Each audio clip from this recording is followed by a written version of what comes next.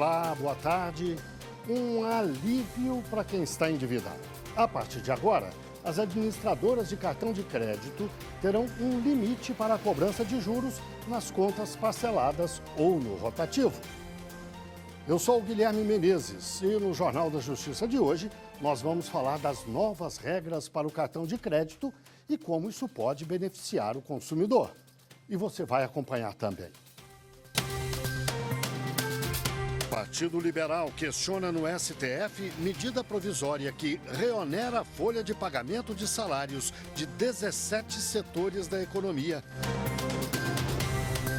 Combate ao trabalho escravo. Número de pessoas resgatadas do ano passado é o maior dos últimos 14 anos.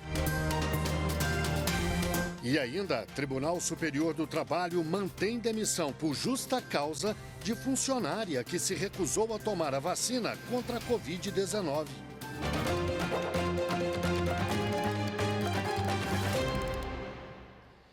O presidente da República, Luiz Inácio Lula da Silva, confirmou há pouco a escolha do ministro aposentado do Supremo Tribunal Federal, Ricardo Lewandowski, para ocupar o Ministério da Justiça no lugar de Flávio Dino, que foi nomeado para o STF. Lewandowski foi ministro da Suprema Corte por 17 anos até se aposentar em 2023. Ele presidiu o STF e o Conselho Nacional de Justiça. A posse de Lewandowski será no dia 1º de fevereiro. O Partido Novo apresentou ação no Supremo Tribunal Federal contra a medida provisória do governo que reonera a folha de pagamentos de setores da economia e, assim, aumentam a arrecadação de impostos. De acordo com o partido, a MP não preenche o requisito de urgência e ofende o princípio da separação dos poderes porque contraria a lei aprovada pelo Congresso Nacional, que prorrogava a desoneração até 2027. Acompanhe na reportagem de Carolina Chaves. A ação é contra a medida provisória editada em dezembro do ano passado pelo presidente da República e que deve entrar em vigor em abril deste ano. O texto revoga os benefícios fiscais que permitiam que 17 setores da economia trocassem a contribuição ao INSS de 20% sobre a folha de salários dos funcionários por uma alíquota de 1 a 4,5% sobre a receita bruta. Entre as mudanças previstas está a cobrança escalonada da contribuição previdenciária. As empresas dos 17 setores que mais empregam devem pagar 10% sobre o valor dos salários, equivalente a um salário mínimo, e 20% sobre o restante das remunerações. Já as empresas de outros 25 segmentos, 15% sobre a parcela, equivalente a um salário mínimo, e 20% sobre o restante. A desoneração foi criada em 2011 e prorrogada até o ano passado. No final de 2023, foi estendida pelo Congresso até 2027. O presidente da República, Luiz Inácio Lula da Silva, vetou a prorrogação e o Congresso derrubou o veto presidencial. Por causa da derrubada pelo Legislativo, Lula editou a MP, voltando com a reoneração da folha de pagamento. Mas as novas regras ainda devem passar pela aprovação do Congresso para virar lei. O assunto está sendo debatido entre o Congresso e o Executivo. Na próxima semana, o presidente do Congresso, Rodrigo Pacheco, deve ter uma reunião com o ministro da Fazenda, Fernando Haddad, para discutir se vai ou não colocar a MP em votação. O Supremo Tribunal Federal enviou à Justiça Eleitoral a ação penal contra João Vacari Neto. O ministro Edson Fachin anulou todas as decisões da Justiça Federal no Paraná no processo contra o ex-tesoureiro do Partido dos Trabalhadores. A reportagem é de Evne Araújo. O ministro Edson Fachin reconheceu a incompetência da 13ª Vara Federal de Curitiba para processar e julgar a ação penal em que João Vacari Neto havia sido condenado por fatos investigados na Operação Lava Jato. Na mesma decisão, o relator determinou o envio do processo à Justiça Eleitoral do Distrito Federal. A decisão foi tomada em recurso apresentado pela defesa do ex-tesoureiro do Partido dos Trabalhadores. Ao acolher parecer da Procuradoria-Geral da República, o ministro Edson Fachin anulou todas as decisões proferidas na ação penal, mas autorizou o aproveitamento da instrução processual e a manutenção de eventuais medidas cautelares já aplicadas aos investigados. A condenação pelos crimes de corrupção passiva havia sido confirmada pelo Tribunal Regional Federal da 4ª Região. Os fatos se referem à denúncia de recebimento de propina em contratos da Petrobras e à destinação dos valores por Vacari Neto a dirigentes da estatal e ao PT.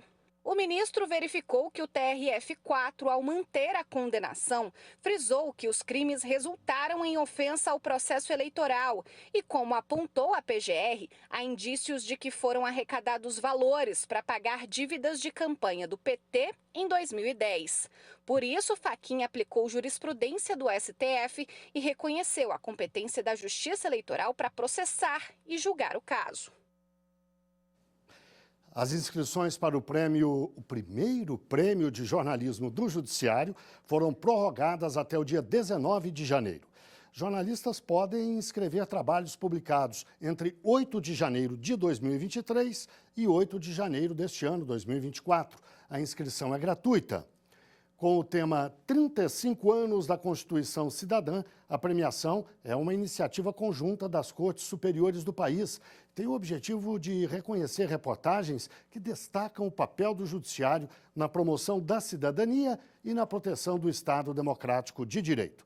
Os vencedores serão revelados no dia 24 de abril, em cerimônia no Superior Tribunal de Justiça. Outras informações no site do Tribunal Superior do Trabalho, tst.jus.br. A 4ª turma do Superior Tribunal de Justiça considerou que não há propaganda enganosa em campanha publicitária de ar-condicionado. O colegiado afastou o dano moral coletivo. A reportagem é de Aline Campelo. No caso analisado, o Ministério Público Federal moveu ação civil pública alegando que a campanha violou direitos difusos do consumidor, o qual teria sido induzido em erro ao acreditar que o aparelho não faria nenhum barulho. O Tribunal Regional Federal da 3ª Região seguiu o entendimento do juízo de primeiro grau e concluiu que os consumidores teriam sido iludidos ao ser atribuída uma característica inexistente ao aparelho anunciado. Em recurso apresentado ao STJ, a empresa argumentou que a campanha publicitária foi divulgada antes da vigência do Código de Defesa do Consumidor, razão pela qual não poderia haver a aplicação retroativa de suas regras, nem de seus conceitos jurídicos, como o de propaganda enganosa. Destacou ainda que os aparelhos funcionavam regularmente, sem qualquer comprovação de que um grande número de consumidores tenha se frustrado com a compra. O colegiado da 4ª turma deu provimento ao recurso especial para considerar improcedente a ação ajuizada pelo MPF. O relator, ministro Raul Araújo, considerou bastante questionável o entendimento das instâncias de origem, responsáveis por analisar as provas periciais ao classificarem a propaganda como enganosa, pois os fatos ocorreram antes do CDC. Para ele, a condenação por dano moral coletivo só é justificável em casos graves e intoleráveis, que representem lesão a valores fundamentais da sociedade. A seguir, nós vamos falar das novas regras para a cobrança de juros no cartão de crédito. Isso interessa a muita gente, hein? Daqui a pouquinho.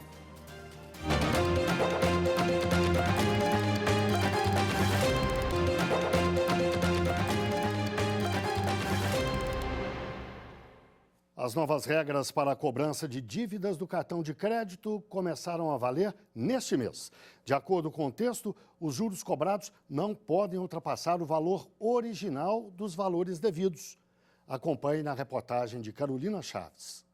Os juros do rotativo do cartão de crédito são um dos mais altos do mercado, sendo uma das principais causas do endividamento do brasileiro. Em outubro do ano passado, os juros ficaram em mais de 431%. O motivo de ser tão alto é porque se trata de uma linha de crédito com facilidade de contratação e com uma grande taxa de inadimplência, atrás apenas dos empréstimos bancários. No ano passado, o cartão era a principal dívida de 60% das pessoas endividadas, 4% maior que em 2022. Por falta de acordo entre o governo federal e os bancos para reduzir as taxas do rotativo do cartão de crédito, o Congresso aprovou e o presidente da República sancionou no ano passado a lei que instituiu o programa de renegociação de dívidas de pessoas físicas inadimplentes, para que os juros na modalidade não ultrapassem 100% da dívida. Fica de fora desse limite o imposto sobre operações financeiras, o IOF. As regras valem para débitos contraídos este ano. Outra mudança é que, a partir do dia 1º de julho, o cliente poderá levar a dívida para outro banco. A portabilidade, que será gratuita, vai permitir que o devedor opte por instituição financeira com juros menores e que ofereça melhores condições para quitar os valores devidos. Apesar das mudanças, alguns especialistas acreditam que as novas regras não são suficientes para reduzir a inadimplência, se não houver uma mudança de comportamento dos consumidores. E para explicar um pouco mais as novas regras do cartão de crédito, eu converso agora ao vivo, mas de forma remota, com o juiz Alexandre Abreu, do Tribunal de Justiça do Maranhão. Boa tarde, doutor Alexandre. Boa tarde, Guilherme. Boa tarde a todos que nos acompanham pela TV Justiça. Muito obrigado pela sua participação e eu começo com a seguinte pergunta. Me parece que boa parte da dívida das pessoas, em geral, vem do cartão de crédito. É isso mesmo? Sim, a gente precisa compreender essa situação de endividamento, que é o comprometimento de qualquer pessoa com as dívidas que possui. E aí a gente inclui energia, água, planos de saúde e outras despesas. Mas mais do que o endividamento, o inadimplemento, ou seja, a impossibilidade do pagamento da totalidade da dívida. E o cartão de crédito tem essa qualidade. Por quê? Porque ele admite um parcelamento do pagamento da dívida. E com isso, nós vamos exercitando esse parcelamento de forma repetida e agravando a situação de endividamento do cidadão. Por isso, um grande problema, uma grande preocupação que chegou à Justiça e agora repercute também no Legislativo e no Executivo com a edição dessas leis e essas medidas. O senhor pode explicar melhor o que é exatamente ou o que são essas novas medidas, essas novas regras do cartão de crédito? Bom, basicamente, como eu estava falando, é uma ocorrência comum de não pagamento da integridade da dívida do cartão de crédito. Quando você não paga o total da dívida, o que fica devendo, remanescente, é chamado de crédito rotativo, ou seja, automaticamente a empresa do cartão começa a cobrar sobre aquele valor não pago os juros. Como foi dito na reportagem, juros que chegam a mais de 400%, o que significa que aquela dívida que já estava difícil de ser paga começa a entrar num processo de alargamento que vai deixando o consumidor com incapacidade de pagamento. A medida que foi apresentada traz, em primeiro momento, para essa dívida que ficou atrasada, ou seja, eu tinha um cartão de crédito no valor de R$100, paguei 50. Os 50 que eu fiquei devendo, até um tempo atrás, recebiam um juros anual de 400%. Pela nova lei, esse juros só pode ser até 100% ao ano, ou seja, fracionado por 12 vezes, vai dar um juros mais acessível, que permite ao cidadão um pagamento correspondente à sua capacidade. Traduzindo em miúdos, as medidas são boas para o consumidor. Sim, indiscutivelmente. A reportagem trouxe uma notícia também importante, que é a questão da mudança de hábito. Eu acredito que essas medidas vão reformular a forma de aquisição e negociação com o uso do cartão de crédito, seja pelas empresas que oferecem o cartão, seja pelo comércio que vende parcelado, mas muito especialmente para o cidadão que vai começar a ter um uso mais racional dessa ferramenta, que é uma ferramenta importante para a aquisição de mercadoria, mas que deve ser utilizada com muita responsabilidade para não criar dificuldades financeiras nas famílias brasileiras. Doutor Alexandre, me parece que há casos em que o devedor tem que pagar a dívida inteira de uma vez só, é isso mesmo? Bom, o que acontece? Existe uma outra ferramenta de proteção do consumidor. Desde 2017, ficou resolvido que se o consumidor não paga a primeira prestação integral e na segunda prestação ele igualmente não paga integral, é um indicativo de que ele está com dificuldades do pagamento da prestação na forma que o cartão cobra. Então, existe uma medida administrativa instituída pelo Conselho Monetário Nacional de que aquela dívida toda é consolidada. O que significa consolidação? Toda a dívida que nós podemos ter com o cartão de crédito, sejam as faturas vencidas, sejam as parcelas que estão por vencer, elas são reunidas em um valor único e, a partir dali, esse valor único vai ser cobrado ou de uma só vez ou com um parcelamento ainda menor do que o parcelamento do crédito rotativo. Então, é uma medida de proteção ao consumidor que passa a ter o pagamento de toda a dívida com juros, inclusive, menores do que seria os juros que o cartão de crédito cobraria, inclusive com a alteração dessa nova lei que fixa em 100% de juros de rotativo.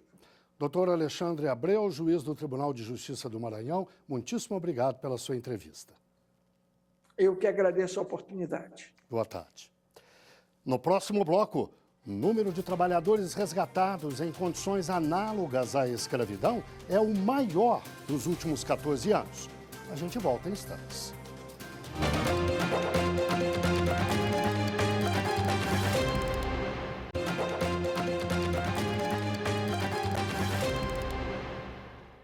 A Justiça Federal no Amazonas manteve a prisão do prefeito da cidade de Boba, o prefeito Simão Peixoto.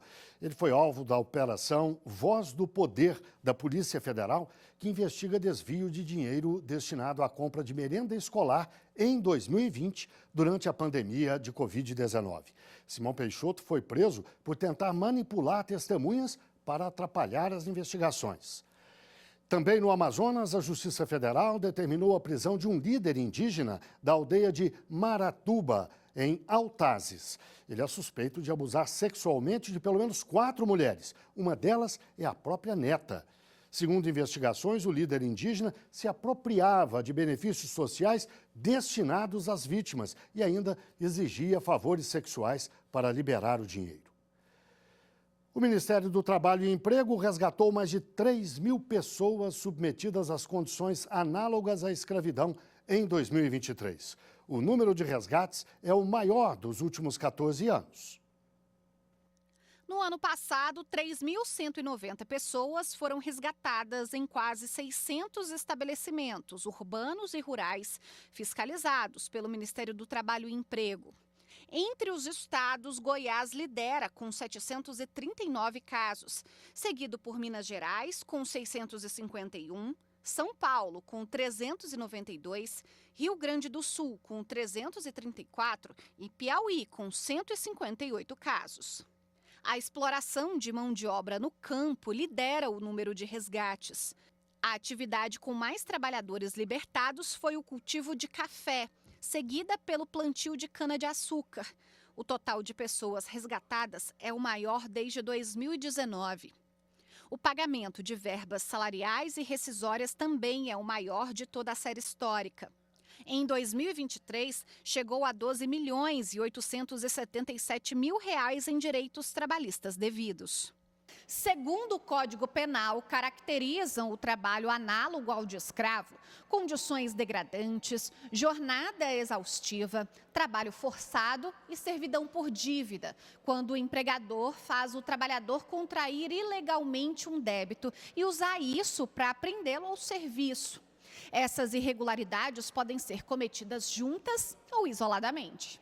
O Ministério Público do Trabalho possui uma Coordenadoria Nacional de Erradicação do Trabalho Escravo. A vice-coordenadora da equipe, procuradora Tatiana Bivar, reforça que atualmente esse tipo de crime ocorre no Brasil, tanto na área rural quanto na urbana. Por exemplo, em São Paulo, nós temos um problema já de décadas na indústria têxtil, né? E é o típico trabalho escravo urbano, né?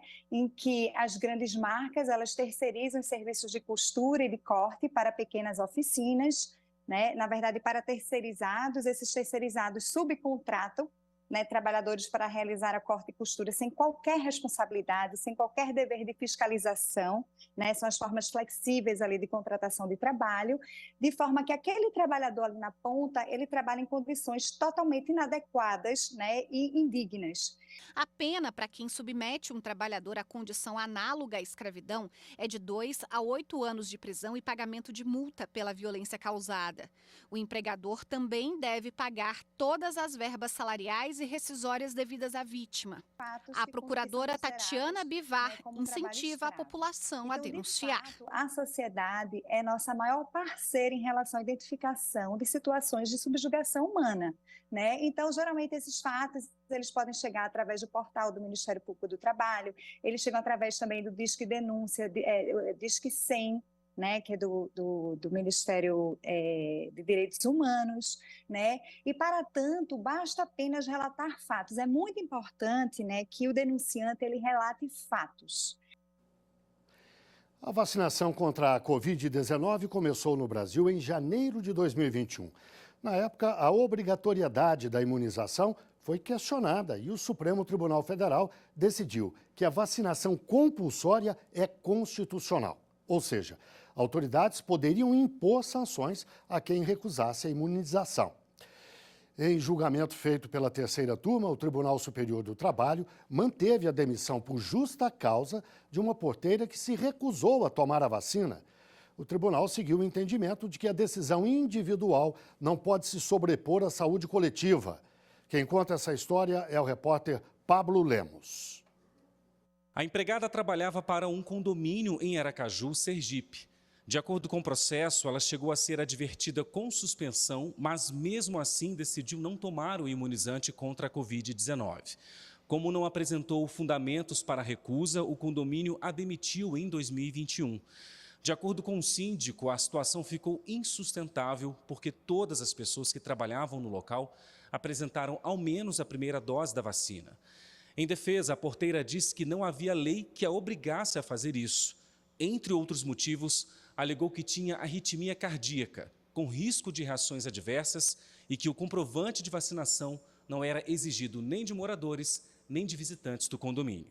Após ter o pedido de reversão da justa causa negado pelo Tribunal Regional do Trabalho da 20ª Região, a empregada recorreu ao TST. Na terceira turma, o relator do recurso da porteira foi o ministro Alberto Balazeiro.